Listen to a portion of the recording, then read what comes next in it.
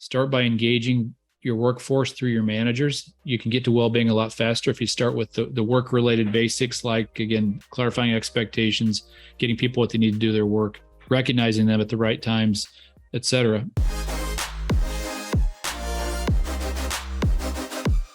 This is Alex Cleanthus, and today we're talking with Jim Harter, who's the Chief Scientist of Workplace Management and Wellbeing at Gallup, and author of 3 best-selling books. And today we'll be talking about how to build resilient and thriving teams, which is the focus of his latest book, which is called Wellbeing at Work, which is a fantastic read. Hello and welcome, Jim. Hi, Alex. Great to be with you today. Yeah, fantastic to talk to you as well. Let's get straight into it. This is a really interesting book because it's based on over 100 million interviews, right? And there's not that many books that are based on that size data. And so first thing is, how do you actually get this data before we get into like the thinking behind it? Sure. Many people know about Gallup through our polls. They'll think about us as a polling organization, but we conduct global polls. We've got the only true world poll of representative samples of the global population, both people who work and don't work, age 15 plus. But we also do a lot of deep dives into organizations. We have thousands of organizations that we work with where we actually conduct census surveys inside their populations to help them understand their workforce, understand what people are thinking inside their organization. We really believe that leaders need to know what the followers are thinking if they want to make the right kind of decisions. Not that they need to make every decision that the followers say they should, but they need to be at least informed. Because when the people in society become disgruntled, not good, bad things happen. When they're engaged and excited about things, then good things happen. And so we need to understand what leads to that. So we conduct studies inside organizations. That accumulation is most of the data that you're referring to, but also our polling data makes up a lot of it. One of the cool things about working at Gallup is that we can do these in-depth studies inside organizations and learn, what links to business outcomes, what leads to thriving lives, and then put it on a poll and see what the whole population thinks about that topic. So we kind of go back and forth between those two things. What works inside organizations, and then try to understand what the rest of society is thinking about it. So with so much data, it would seem to me that it would be challenging to figure out, what questions to ask about actually how do we use this data? And so how did you get the idea for this book? Well, this book happened during COVID. COVID's still going on, obviously, but we knew even before COVID hit that there was a real need for a trend toward people seeing that work and the work-life kind of continuum and the work-life intersection was becoming more and more important to people. The younger generation was telling us that we expect our employer to improve our overall lives, and flexible time. Flex time at work was the number one desired perk. Then boom, COVID hit, and suddenly these all kind of became realities, even more so. So it became accentuated. We had all this data built up. We just published a study right as COVID was hitting that showed that engagement at work matters even more during tough times. So we got, that ended up being timely. Just happened to be a coincidence that we happened to get it published right then. But we were able to leverage a lot of our resources. We'd already been conducting massive polls, as I mentioned earlier, but we had also been conducting a poll pretty much every day during COVID to try to keep track of things as they happen. And so we keep abreast of the most timely topics. We have a roundtable of organizations that give us input into the issues they're facing. We watch the media very closely, get interviewed by the media a lot. Of course, we get questions from them. We listen to the organizations we work with and the issues they're facing. And so we get a lot of insights into what theoretically might matter inside organizations. And then we study it and see what really does matter by looking at what elements of work and life link to people thriving in their overall lives and being more productive and less likely to leave their organization, and all those kinds of outcomes that are important to people right now. Yeah. And there has been quite a lot of conversations about the Great Resignation or the Great Aspiration, right? With so much transition kind of happening across companies, across organization, across industries, where staffing was very volatile. And it does seem that the context of this book and, some of the ideas out of this book, they came to the fore because all of a sudden it wasn't basically just about the one thing. Yeah. Like it was a multitude of factors that team members actually started to consider, because all they had was work. And then after work, you switch off Zoom and then you're at home, and then that's that, right? And so it seems that, it seems historically, you may have had a job that was okay, and that was okay because the social side of things, or, it could have been something else in terms of the corporate ladder. But then all of a sudden, now we're all at home. Now it's like, it's very focused. It's very condensed. It's about the individual, and there's nothing outside of the individual quite a lot of times except for the Zoom calls, right? And Zoom is not the same as before, is it? It's like changed how business is these days. Is that a good statement to make? Is that a correct statement to make, I guess? Yeah. Well, the first thing I said when COVID hit, one of the first things that, besides, holy crap, this is not a minor thing, this is going to last a while, was thank God for technology. And that did change the way we work, but it also brought about a couple of things I want to say to that. It brought about a realization about how much of our work is independent, and how much of it can be done independently, and how much of it can be done in a collaborative sense in this fashion. I think we saw some gaps between, the collaborative part and a way to fill those holes. Your other point about multitude of factors is a really important one to think about. Usually when we see people move from thriving to struggling, which we saw a lot of during COVID, it's not one thing. People are very resilient to one thing going wrong, but it affected us in so many different ways. It affected how we think about our jobs. It affected how we think about our social lives. It affected how we think about our finances. And there's some insecurities around that during the pandemic. It affected how we think about our physical well-being, of course. I guess that's the obvious one. And then it affected how we interact with our communities. So those are 5 elements that I just listed off that we have found are generalizable elements to people having a thriving life that were all impacted to some extent. And when that happens, you're going to see well-being change. You're also going to see people reconsider what they think that work-life kind of balance should be, or intersection should be like in an ideal sense. I think people had a real chance to reflect. And that was sort of a buildup.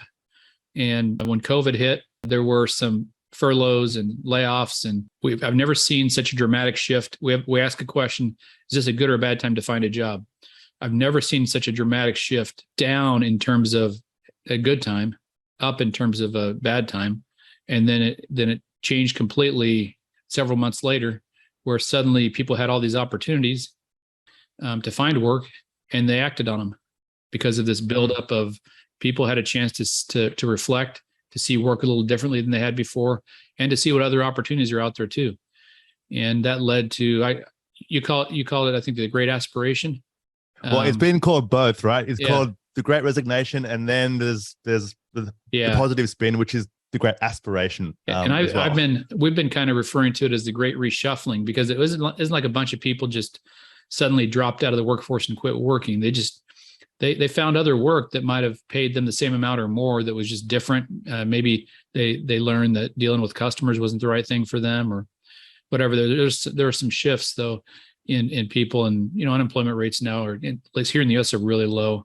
And there's a lot of hiring, but also a lot of job openings. So there's still that big gap where the employee now has some say in the matter. Is it the same in Australia? Yeah, the unemployment, the rate here is extremely low, and especially in the information, the technology roles, it's very low. It's very hard to find strong talent. And this is where actually having a company, a place where people actually prefer to work at, because it hits as many of their, requirements as possible. And it's not just about money. It's not just about social. It's not just about, a specific thing. It really seems to be that they're looking for something that they can completely invest in, and to be challenged in, and to be around people that are nice, right? Because this is the way that they're going to actually have friendships sometimes, right? And actually have a social circle. So it does seem to put a lot more pressure on the company, on the leadership of the company, to create that culture. And I do think this is going to be a good conversation just to help organizational leaders kind of think about that, like in a bit of a different way, or potentially like in a bit more of a holistic way, and not just about the one part. But just quickly now, because there's a couple of definitions which I just want to ask about. The first one is well-being, and the second one is thriving. So could you just quickly explain, those? Because I do think it is important to actually have a common kind of understanding on the definitions. Yeah, well-being, think of that as an overarching kind of term for everything that goes into how we experience our lives and how we evaluate our lives.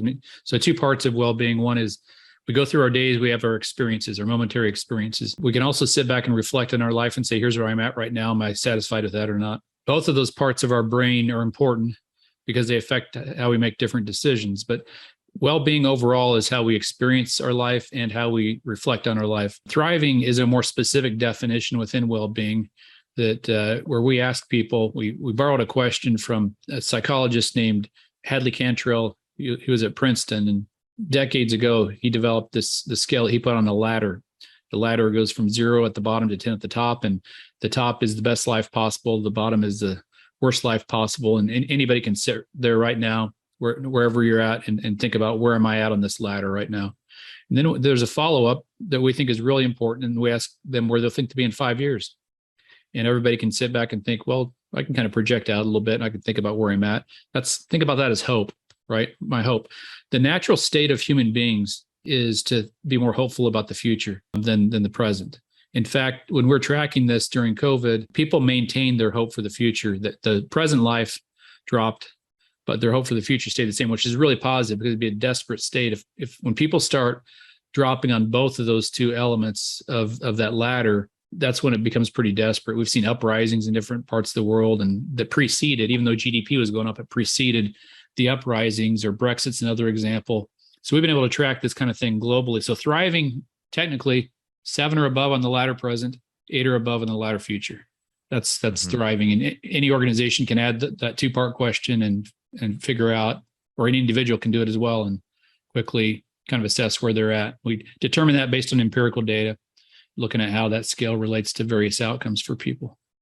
Great. And so what we're saying right now is that it is the responsibility, or it should be the focus of employers, of leaders in an organization, to think of the full well-being of their teams, right? And I think this is maybe the biggest shift I've seen since COVID started. Is before, a lot of employers will pay just for a job and just get the job done, right?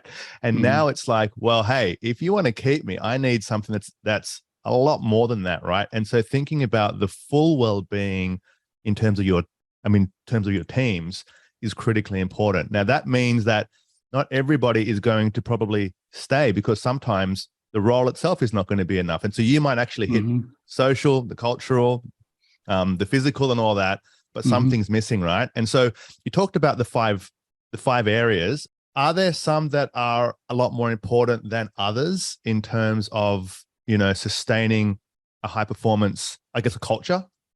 Well, the first thing I'd say is, if you're suffering in any of those five, the five again are career well-being, social well-being, physical well-being, financial well-being, and community well-being.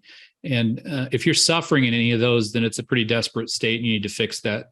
So it might be because you're in a high crime area and you're fear for your life, or it could be because you've got a physical ailment that gives you physical pain on a daily basis that you just can't stand. And or it could be that your social life is so lonely that you're becoming depressed, and so that needs to be taken care of. Or in work, it could be that you just hate your boss and your job, and it's bringing you down, and it's causing stress and again, negative states of mind, and you bring that home with you and all that. So if you're suffering in any of those, you got to take care of that. All things being equal, though, there are two elements that are more foundational than the rest. When I say foundational, they kind of set you up to be successful in the other three. The first and most foundational is career well-being. If we think about how much our work affects our overall lives, it affects what we do every day, the interest we have. It's most of the time we spend outside of sleeping. It's most of the time, if you're in a job right now, even if you're retired, what you do, every day, what you say you do is part of your career, and you better be thriving in that if you want to maximize your time. It affects our finances. It affects our social lives. Our work affects our physical well-being. A lot of data on that, and some of it we've generated ourselves. And it affects our perception of our standing in our community. The second one is social well-being, and it's important because the people in our lives impact and that we spend time with impact how we interpret the rest of our lives and who we share things with. And if we're doing things with other people and we're feeling good about it, we're more likely to maximize the other elements that we're trying to get right. And the good news is, if for organizations that are working on employee engagement in the way that we prescribe it, they're already working on career and social well-being. Those are embedded in that. And that's career and social well-being, again, are foundational to getting the other ones right. They start to create trust. And then if you're in an organization, when you have trust, you can offer people ways to improve their well-being, and they're not going to second guess you or doubt you or think you're just doing this for a program to try to make me feel good. So that's how I think about it from an order standpoint, and what our data would suggest from that standpoint. Okay. So the top two are career and social. The other three, the financial well-being, the physical well-being, and the community well-being, how much of that is the responsibility of the employer, the company, the leadership? Well, I think that if you compare well-being to engagement is all mostly influenced by what happens at work. It's whether you have clear expectations, a clear role. It's whether you have someone at work who cares about you, who recognizes you when you do good work. The things that everybody wants, your human nature when we come to work, we want to be recognized when we do good work. We want a chance to do what we do best. We want a chance to develop and see a future in the organization. We want a mission that we can connect to that really makes us feel important in the work we're doing. And we want friends at work too. That's part of our social being. Those are all directly influenced by the manager. Now, the organization and the manager can impact those other three in a couple of ways. One is to provide offerings inside the organization that align with those other three, and that people can clearly see, here's why they exist. For starters, leaders need to be really clear about why they think well-being is important. People aren't going to know unless you tell them. And so a couple of reasons that I think are really legitimate. One is you want to improve the resiliency of your workforce. Just be really open and honest about that. We want a resilient workforce. If times go bad, we need to be resilient. If times are good, we want to thrive, and we want to race past the competition if you're in a competitive business. And so that's one. The other is organizations now and going forward need to build a brand, a real culture that attracts the stars. You mentioned earlier, Alex, that it's hard to find stars. You're going to have a really tough time finding stars if you don't have an authentic culture that gets people what they're looking for in work, which isn't just work. It's also, I want to improve my life. So the statement that leaders make is really important. Second, those offerings that I was talking about that align with the elements, that can be some pretty creative things, and they can come from just listening to people and what's going on in their lives and what kinds of things they need. But the big one is upskilling your managers to have the right kind of conversations, what we would call one meaningful conversation a week. And a meaningful conversation means that you know something about their work, you know something about their strengths individually, you know something about their life, so that you can give them the right kind of feedback that is useful to them. You know something about their goals, you know what goals they've set and what they're trying to achieve and how they're progressing on those. And we can upskill managers to have the right kind of conversations that open the door to first engage them, but then secondly, to say, I know this is going on in your life right now. Here's some resources we have as a company that might help you with that. Or here's another person that's on our team that's going through something similar, within confidence, of course. You've got to maintain confidence in these kinds of things. But I think people too often initially say, well, the organization can't touch this area because it's too sensitive. Well, it is sensitive, but there's a lot of ways that organizations can take a leadership role. They certainly can. I mean, part of well-being, of course, is there's an innate component, what's thought of as a set point. We all have different set points in terms of how happy we are. But there's a lot of room to move above that set point. And that's where I think organizations can have an effect. They can, again, start with engagement, build some trust, and then upskill your managers to have open conversations with people about what the organization can do to help them out.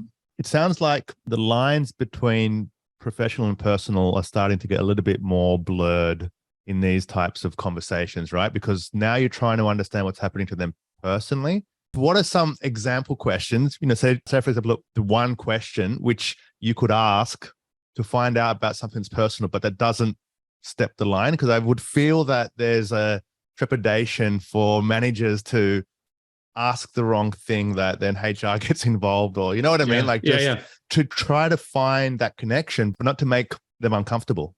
I guess that's part of that process. Yeah. Like, is there any examples, or are there any specific resources that they could look at or anything like that?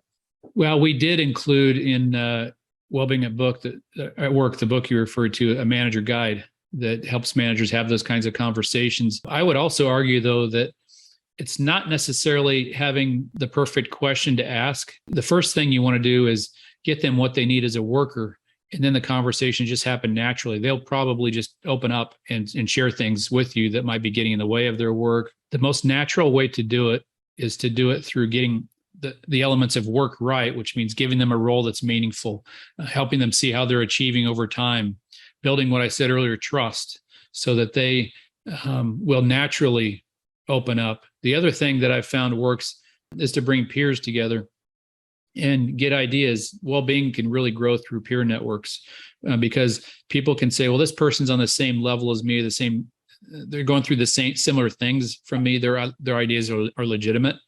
I don't have this person that's paid more than me telling me how to improve my life. So I think that's an important element. A third thing I'd mention, Alex, is that to open up these conversations and make them what I'd call less awkward and more natural is the starting point is so important. Start with the individual's strengths. We have worked on measurement of strengths for decades. We have a tool called Clifton Strengths, and it's been used by millions of 20-some million people, and it's a popular tool because it does give people insights into how they think, what their natural thought patterns are, and we're all different. Anybody that's had multiple kids knows that they come out different, and maybe that's part of the grand design. We can all attribute our own theories to that, but people do come out different and they think differently. And we're trying to put some words around this person sitting across the room from us. And we sometimes will say, why can't this person be more like me? When maybe they are in some ways I didn't know about, but on another side of it, maybe they're different in a way that complements me. And I can put some language around why they are who they are. And when we start with an individual's strengths, their innate kind of capacity for excellence, we start to remove those barriers. And an employee for a manager can say, this manager knows me in a different way than he or she ever has before. And they also expose their own strengths and maybe some of their own limitations in a way that it's transparent, and it feels like there's a different starting point here going on. So it would be awkward, if let's say I'm managing you for 5 years, and suddenly I come to you and I say, so what's going on in your personal life? How's things going? How's your social well-being? How's your physical well-being doing? You've been running, you've been working out, that'd be pretty awkward. Yeah. But it can happen naturally if I say, okay, here's a new starting point. I want to try out. There's this strengths tool, and it'll give us some insights into how both of us think. And let's consider that, and let's discuss how that affects our work, how we work together. And that starts it going. And then I help you take care of your work, help you, use your strengths to affect how you do what you do best every day, to affect how you work with other people and affect how you reach your goals. And then suddenly there is that thing I was calling trust that's developing, and there's just more open conversations, and the manager doesn't have to force it. So sorry, that's a long answer to your question. But that's got a ton of content in there. That's a lot of great takeaways, because that's something that's actually actionable. Whoa, actually actionable. It's actually actionable. But what this is showing is just how important the manager is. And, it's always been important, but now for a lot of organizations, and we're going in and out of basically having to stay at home or not. There's all the waves, and so now we're home and now we're not home, and there's all this kind of hybrid environments and so on. Now the manager is oftentimes the only I guess like engagement across the company sometimes, right? Because it's on Zoom. Like there's not the workplace environment, they can have a look around.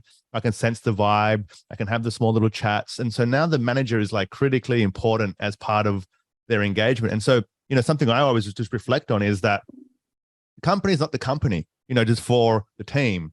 The company is the manager, and so what can companies provide in terms of training to ensure that kind of the managers are doing it the right way, or that there's the right kind of thing? I mean, so you talk about creating the wellbeing programs inside of a company, right? Like, is that the way in? Is actually creating some kind of structure? Is that a way to just kind of ensure there's consistency across experiences? Because if someone has a great manager, it's like having a great teacher at school.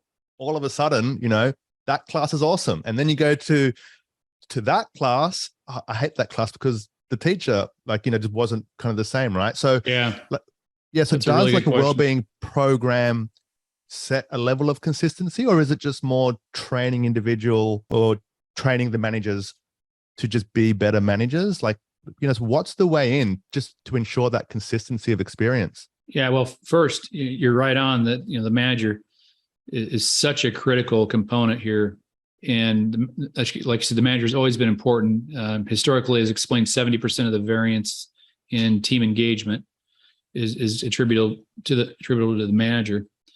And so what organizations can do, I also say it's the manager's job is even more complex now because of everything going on. The managers report more burnout, increasing levels of burnout because of all the things going on. So getting their role right and getting them skilled in a way that they can have the right conversations is first and foremost, I'd say, one of the highest priorities of an organization. So you could have the best well-being program in your organization laid out at the top of the organization, and it could be implemented miserably if you don't have managers who are skilled the right way, because most things that impact both engagement at work and well-being are situational. So when you said, can there be a standardized program? There can be standardized. Gallup has developed this. We call it a coaching manager journey. So the key to that whole phrase is journey, because you can't assume that one class is going to fix somebody.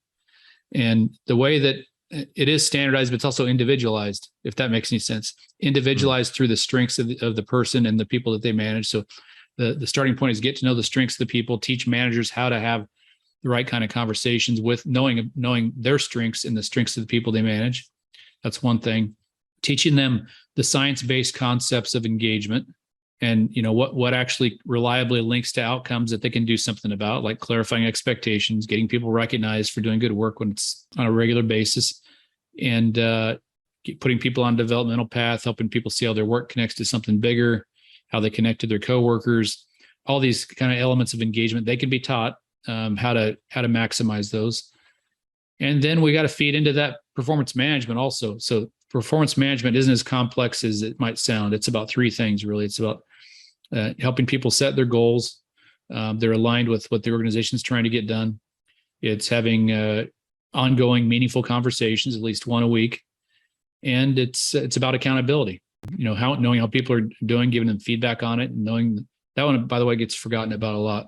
Performance management it's not just about accountability, but it's also not just about having a bunch of conversations. It's about knowing how people are doing, giving them feedback on it. And in a remote environment, that's really important. And helping people see how they compare to others, and all those kinds of things are important.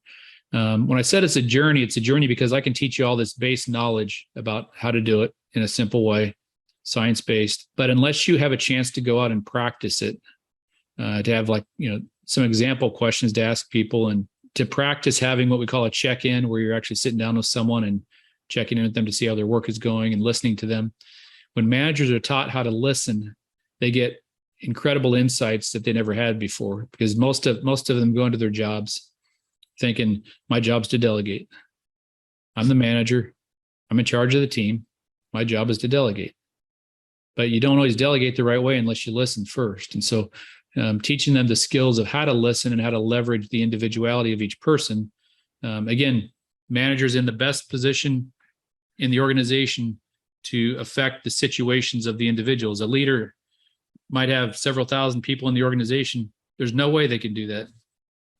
They can do it with the people they manage directly and cascade it, but the managers are in the best position to impact the engagement and well-being of the people that they directly manage, because a lot of it is knowing the situations, applying principles, but knowing the situations of the person. And people can be messy too. So it's not an easy job.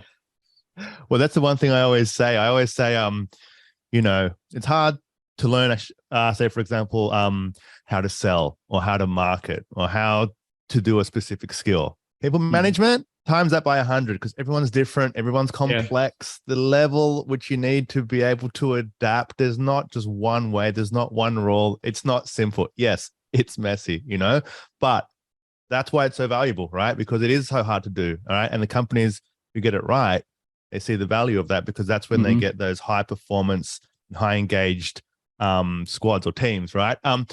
You talk about the word resilience a lot, right? So we talked about thriving and well-being, which seem to be on the positive side of things, right? And resilience has a positive spin on it, but it seems to be more from when things are hard, right? So where does resilience fit into this formula or this kind of thinking? Yeah, it's kind of right in the middle of all of it. If we get those engagement elements right, we know someone's strengths and we help them think about their overall life and how the organization can help them, they have a much higher chance of being resilient overall. But the way I think about it is this. So what's the opposite of resilience? It's probably could be burnout. Burnout's been a topic lately. When you're resilient, you're probably going to be in flow more often. What Mihai Csikszentmihalyi coined as flow, which is when you're really engrossed in your work and you're able to get things done. There's two things in common between burnout and flow, and that's high challenge. They're both high challenge states. Flow isn't easy. Flow, you're engrossed in something that's challenging. Burnout is challenging. The difference is in a high flow state, you feel like you don't have a bunch of barriers. You feel like you can actually get done what you're trying to get done. In a burnout state, you've got all these barriers. You've got a high challenge state, but also a lot of things getting in your way to getting it done. And it wears on people. They want to see that they can get done what they're trying to get done. And people come to work wanting to make a difference for the most part. And the managers can either get in their way or remove barriers so they can get their work done. So if the organization is resilient, people are going to know what their role is. They're going to have a manager that supports them in terms of what they're trying to get done. And they're going to get regular feedback on how they're doing. And there's going to be some accountability in there too. The other thing we found that was a really important component of resilience is whether people can see how their work connects to something bigger. So when we studied organizations that did better during recessions, or at least held their own, or did better during tough times, historically, they scored higher on a question we asked: the mission or purpose of this organization makes me feel my job is important. And you can kind of think about psychologically why it works that way, why people are more resilient. They can see that their work matters. If somebody can't see that their work matters and it's tough times, it's easy to point fingers. It's easy to feel like a victim in that situation. And so burnout's more likely to happen. So I like kind of that parallel between burnout and flow because they've got that high challenge component to both of them, but they're like opposite feelings. So I'm just going to test a statement. I could be wrong. And if I'm wrong, just let me know I'm wrong. So for flow, it seems that flow is more towards their strengths and burnout is not their strengths. Is that like a good way to think about it? Like if someone is starting to burn out, maybe they're not going towards their strengths, or could it be other things? It can be other things, but that's a big one. That's a really big one. Most people get into jobs that aren't the right fit for them, or they just don't have a manager who knows them well enough to be able to adjust their job to their strengths. So when you're doing things, probably the fastest way to burn out is if you're doing something continually that you're not naturally fit to do. An introvert trying to do extroverted things, or you can give all kinds of examples, or someone who's not analytical trying to do or expected to do analytical things, or someone who's not a great organizer expected to do organizing things. It's incredibly frustrating. And what you find out over the years is that some people are just better at that than you, and you can adjust your job over time and give yourself a better chance of getting into flow more regularly. So I think, Alex, you hit on a big part of it. There are other barriers outside of strengths that can get in the way too, like organizational resources aren't there, or the organization isn't structured in the right way. And you have people competing with you in terms of what you're trying to get done and trying to one up you or whatever. There's a lot of things that can frustrate people because they just can't see the end point of what they really want to get done. And when people can't see that future part, it gets really frustrating. Or let's just say they feel like they're self-actualized and getting done what they really want to get done. But that's a big one. Yeah, fantastic. And it would also seem that people's strengths might change. A strength is Well, actually, let me ask that a question. So can a strength change? So for example, I'm strong at this, but I've been doing this now for about 5 years. I'm bored with this. I still have the same strength, but kind of how it's applied is now becoming a bit boring. Is that what happens? But I still have the same strength. Is that correct? Most of what we measure, it's a really good discussion point. Most of what we measure as strengths are more innate talents. So we call them strengths. They're really kind of innate talent. Think about it as closer to like your personality or the part of you that doesn't change that much over time. So personality is a component. It's part of that. But think of it as more innate. What you're describing in terms of your job, or what at least that part of your job, think about that as a competency. Your ability to have interviews like this is a competency that you build up over time. Your best chance to improve a competency is to know your strengths and leverage them in new ways over time so that you can reach that end goal of a competency, which competencies are changeable. There's even competencies like your ability to develop others. If I know my strengths, I can do a better job of developing the people around me. I know that even though we have a strength called developer, it's not in my top 10 strengths. We measure 34, but I develop people by achieving things with them. We've got achiever. By thinking about them as individuals. I've got individualization is one of them. I've got relator, which is one of them.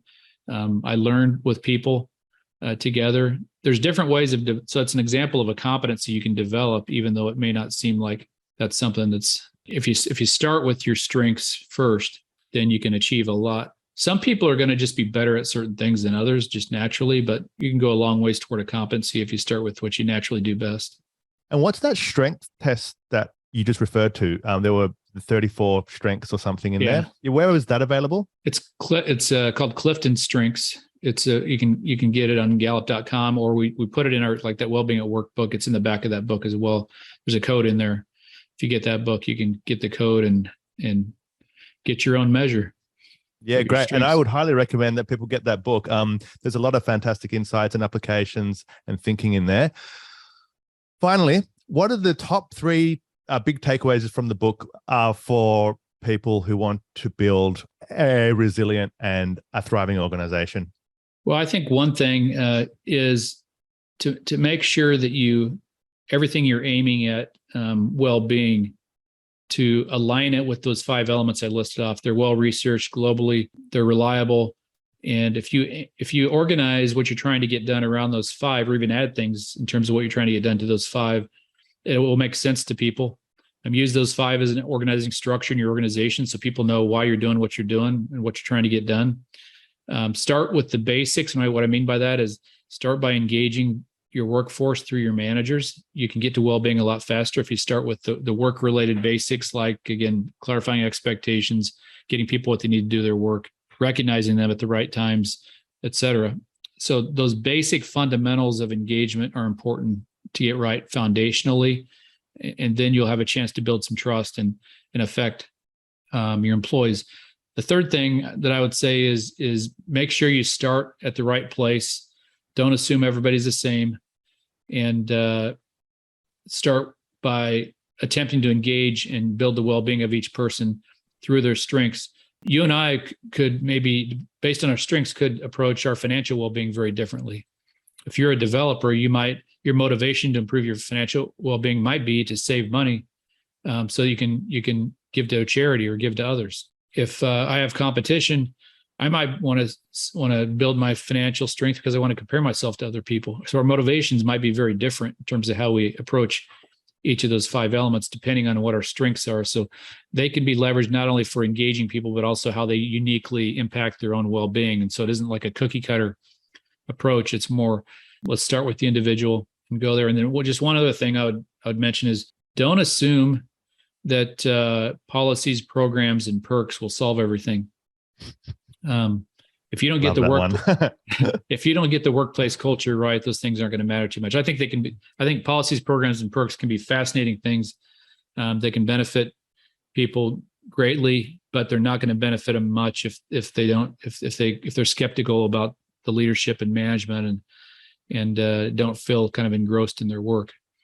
So don't expect to just plug those in and to have the latte machines and the rock climbing walls and Those are all great things, but free lunch people don't want to be treated like they're entitled to stuff. They want real relationships that work. They want real work that matters. And they, above all, like we said earlier, Alex, they want to improve their lives.